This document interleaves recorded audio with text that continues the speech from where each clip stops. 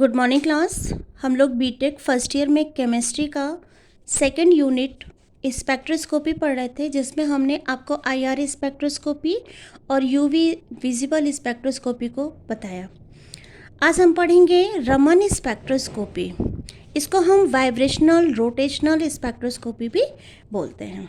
ठीक है, रमन स्पेक्ट्रोस्कोपी ये एक साइंटिस्ट थे फिजिक्स के, उन्होंने दिया था, जिसको बोलते हैं रमन इफ़ेक्ट। ठीक है, इसके लिए इनको एक नोबेल प्राइज़ भी दिया गया था। ठीक, हमने पढ़ा था कि जो यूवी स्पेक्ट्रोस्कोपी होता है उसमें हम क्या पढ़ते हैं, ट्रांसनेशनल एनर्जी में जो चेंजेस आए थे उसकी स्टडी हम किस में करते हैं, यूवी स्पेक्ट्रोस्कोपी में। जबकि आईआर स्पेक्ट्रोस्कोपी हमें किसकी इंफॉर्मेशन दे रहा था, आईआर स्पेक्ट्रोस्कोपी हमें फंक्शनल ग्रुप की इंफॉर्मेशन दे रहा था। और इस आईआर स्पेक्ट्रोस्कोपी में वाइब्रेशनल एनर्जी और रोटेशनल एनर्जी में चेंज आ रहे थे, वाइब्रेशनल और रोटेशनल में। ठीक, Raman spectroscopy also involve the study of vibrational rotational spectroscopy. ठीक है, इसीलिए इसको वाइब्रेशनल रोटेशनल स्पेक्ट्रोस्कोपी भी कहा जाता है। यूवी में हमने आपको बताया कि यूवी से हमें पता चलता था कंपाउंड हमारा सैचुरेटेड है या अनसैचुरेटेड है। ठीक है, उसमें कॉन्जुगेशन है कि नहीं। जो अनसैचुरेटेड थे वो यूवी एक्टिव थे, जो सैचुरेटेड थे वो यूवी इनएक्टिव थे। ठीक है, जबकि आईआर हमें क्या बता रहा था, फंक्शनल ग्रुप को एक्सप्लेन कर रहा था। रमन स्पेक्ट्रोस्कोपी की बात करें तो जैसे हमारे जो रमन स्पेक्ट्रोस्कोपी होता है वो हमारे कंपाउंड के स्ट्रक्चरल एनालिसिस को बताता है। Means it provides structural fingerprint. क्या होता है कि जब कोई रेडिएशन किसी सैंपल पे फॉल की जाती है या कोई रेडिएशन ये रेडिएशन है, सॉरी, ये रेडिएशन किसी सैंपल पे स्कैटर्ड की फॉल की जाती है या कोई रेडिएशन किसी सैंपल से इंटरैक्ट करता है, तो इंटरैक्शन की जो रेडिएशन है वो या तो इस सैंपल द्वारा एब्जॉर्ब हो जाएगा या फिर ट्रांसमिट हो जाएगा। एक कंडीशन और होती है, ना तो वो एब्जॉर्ब हो ना वो ट्रांसमिट हो, वो क्या हो जाए, स्कैटर्ड हो जाए। ठीक है, स्कैटर्ड होने के बाद इसकी इंटेंसिटी क्या हो जाएगी, या इंसिडेंट रेज के या तो इक्वल हो जाएगी या फिर उसमें कुछ चेंजेस आ जाएंगे, किसमें, एनर्जी में। उसी कंडीशन को हम बोलते हैं रमन इफेक्ट। ठीक है, अब कोई रेडिएशन अगर किसी मॉलिक्यूल पे कोलिजन कर रही है, टकरा रही है, तो वो कोलिजन दो तरह के होते हैं। एक होता है इलास्टिक कोलिजन, एक होता है in elastic collision. Elastic collision में क्या होता है, किसी मॉलिक्यूल से, इलास्टिक कोलिजन में क्या होता है कि जब किसी मॉलिक्यूल पे, किसी सैंपल पे इलेक्ट्रोमैग्नेटिक रेडिएशन को फॉल कराया जाता है या इलेक्ट्रोमैग्नेटिक रेडिएशन किसी सैंपल से इंटरैक्ट करता है, तो जो इंसिडेंट रेडिएशन होती है जिसको हम वी नॉट बोलते हैं, वो स्कैटर्ड, जब लाइट स्कैटर्ड हो रही है उस रेडिएशन के इक्वल हो जाए। मतलब V not equal to V S, मतलब लाइट इस पर पड़ी, इलेक्ट्रोमैग्नेटिक रेडिएशन इस पर पड़ी और वो स्कैटर्ड हो गई, चाहे इस डायरेक्शन में चाहे इस डायरेक्शन में, किसी भी डायरेक्शन में स्कैटर्ड हो गई। तो इस मॉलिक्यूल ने इस इंसिडेंट रेडिएशन की लाइट को बिल्कुल भी एब्जॉर्व नहीं किया, जितनी आई थी उतनी ही वापस चली गई। मीन्स इंसिडेंट रेडिएशन और स्कैटर्ड रेडिएशन की जो इंटेंसिटी थी, जो फ्रीक्वेंसी थी, वो क्या है, इक्वल हो। तो इसको हम बोलते हैं रिले स्कैटरिंग। ठीक, लेकिन जब किसी सैंपल पे इलेक्ट्रोमैग्नेटिक रेडिएशन इंटरैक्ट करा रहे हैं तो इस सैंपल द्वारा कुछ रेडिएशन को एब्जॉर्व कर ले। अगर सैंपल एब्जॉर्व कर रहा, या तो सैंपल इसको एब्जॉर्व कर ले या फिर ये रेडिएशन इस सैंपल की एनर्जी को एब्जॉर्व कर ले। बात समझ में आई? या तो ये सैंपल इस रेडिएशन की एनर्जी को एब्जॉर्व करे या ये सैंपल इस या फिर ये जो रेडिएशन है इस सैंपल की एनर्जी को एब्जॉर्व करे। मतलब जो इंसिडेंट रेडिएशन है वो स्कैटर्ड रेडिएशन से या तो कम हो या फिर ज़्यादा हो, तो वहाँ पे जो इफ़ेक्ट होता है उसको रमन इफ़ेक्ट बोलते हैं, और वहाँ पे जो स्कैटरिंग होती है उसको हम रमन स्कैटरिंग बोलते हैं। तो इस बेसिस पे देयर आर 3 कंडीशंस। पहली कंडीशन क्या होगी कि जो आपकी इंसिडेंट रेडिएशन है वो स्कैटरिंग रेडिएशन के इक्वल हो जाए, तो वहाँ पे हम रिले स्कैटरिंग देखने को मिलता है। लेकिन जब मॉलिक्यूल की वाइब्रेशनल या रोटेशनल एनर्जी में चेंज आ रहा है, मतलब कैसे हम बता सकते हैं कि देखो, जब कोई रेडिएशन आया, सपोज ये मॉलिक्यूल है, जब कोई रेडिएशन आया और मॉलिक्यूल पे स्ट्राइक किया, तो मॉलिक्यूल ने रेडिएशन से एनर्जी ली, तो वो हायर वाइब्रेशन शो करेगा। ठीक है, इस कंडीशन में जो भी स्कैटर्ड लाइट होगी उसकी फ्रीक्वेंसी क्या हो जाएगी, कम हो जाएगी। लेकिन अगर रेडिएशन, ये जो रेडिएशन है मॉलिक्यूल से एनर्जी लेगा, तो वो लो फ्रीक्वेंसी शो करेगा, और इस कंडीशन में जो स्कैटर्ड लाइट होगी उसकी फ्रीक्वेंसी कम हो जाएगी, उसकी फ्रीक्वेंसी ज़्यादा हो जाएगी। किसके कंपैरिजन में, इंसिडेंट रेडिएशन के कंपैरिजन में। इसी को बोलते हैं रमन स्कैटरिंग। ठीक है, या तो इंसिडेंट की जो रेडिएशन है वो स्कैटर्ड रेडिएशन से कम हो जाए, या फिर इंसिडेंट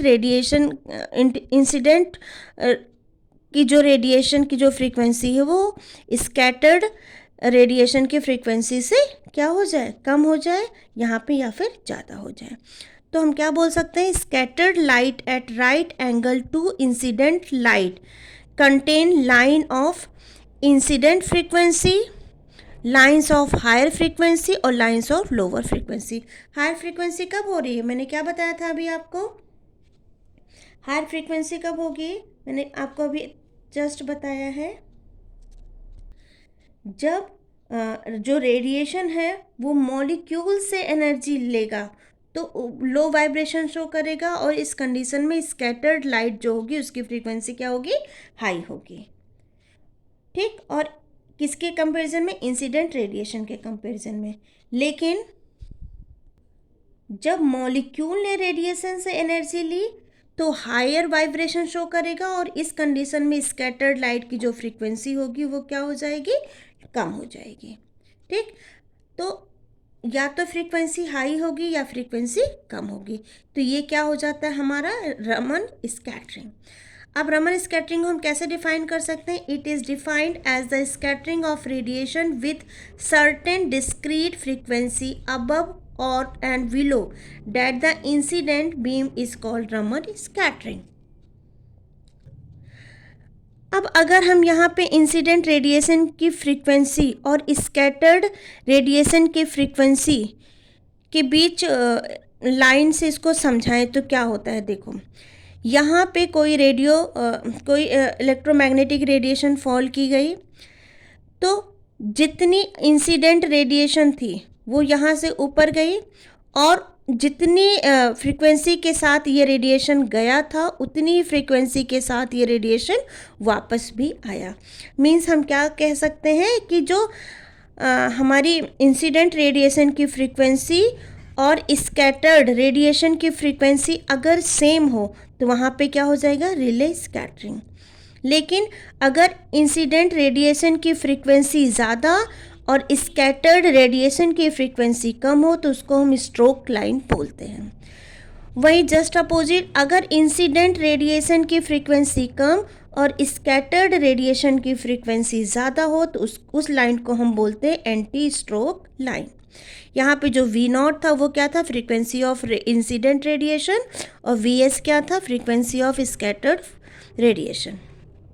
तो हम स्ट्रोक लाइन को क्या बोल सकते हैं, when the scattering of radiation produce line with lower frequency compared to that the incident beam, then those are called stroke line। Clear बच्चों, क्या हो रहा है,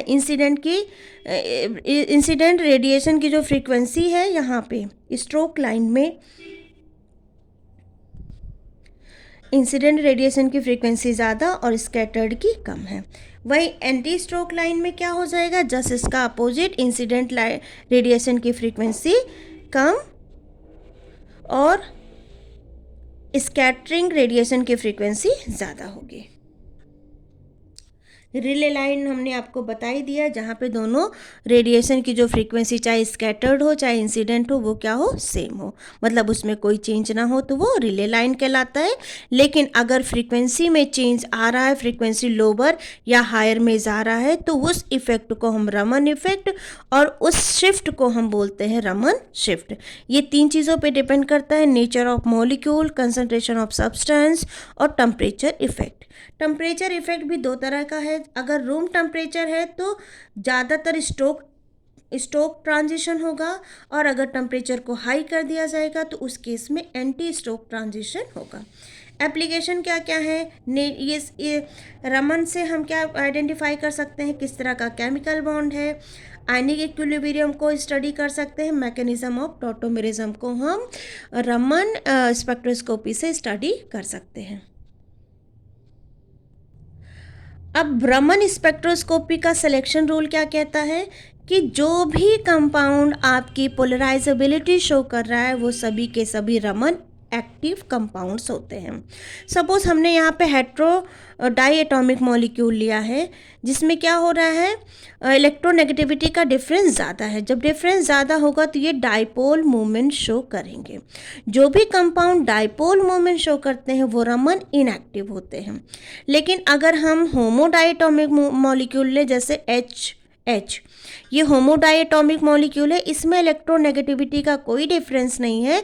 लेकिन जब इसको किसी इलेक्ट्रोमैग्नेटिक फील्ड में, इसको किसी इलेक्ट्रिक फील्ड में रखा जाता है तो ये जो इलेक्ट्रॉन क्लाउड होते हैं वो किसी एक तरफ शिफ्ट हो जाते हैं, जिससे इसमें पोलराइजेबिलिटी जनरेट होती है। मतलब एटम हमारा कैसा हो जाता है, इंड्यूस हो जाता है। तो जो भी मॉलिक्यूल पोलराइजेबिलिटी शो करते हैं उनको हम बोलते हैं रमन एक्टिव। तो उस हिसाब से N2O2 Cl2 Br2 ये सभी क्या होते हैं, होमोडाइएटॉमिक मॉलिक्यूल होते हैं और ये पोलराइजेबिलिटी शो करते हैं, जिसकी वजह से ये रमन एक्टिव होते हैं। लेकिन ये मॉलिक्यूल क्या होते हैं, IR इनएक्टिव होते हैं। ऐसे ही हेट्रोडाई एटॉमिक मॉलिक्यूल, ये क्या होते हैं, इनमें इलेक्ट्रोनेगेटिविटी डिफरेंस होता है, तो ये सभी के सभी IR एक्टिव होते हैं, लेकिन ये पोलराइजेबिलिटी शो नहीं करते, जिसकी वजह से ये सभी के सभी क्या होते हैं, रमन इनएक्टिव। उसके बाद एक टॉपिक आता है difference between IR and Raman spectroscopy. IR spectroscopy, it is due to absorption of radiation by the vibrating molecule। इसमें भी वाइब्रेशन और रोटेशन होता है, लेकिन इसमें एब्जॉर्प्शन कम, स्कैटरिंग ज़्यादा होती है। तो रमन स्पेक्ट्रोस्कोपी किसकी वजह से होता है, scattering of radiation by vibrating molecule.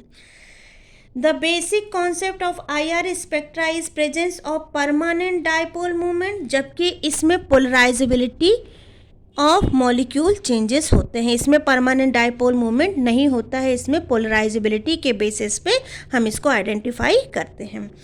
जो IR इनएक्टिव होते हैं वो सभी क्या होते हैं, होमो न्यूक्लियस डाइएटॉमिक मॉलिक्यूल, जैसे H2O2 Cl2, ये सभी क्या होते हैं, IR इनएक्टिव होते हैं, जबकि homo nucleus diatomic molecule Raman active होते हैं। अभी मैंने एग्जाम्पल के थ्रू समझाया है।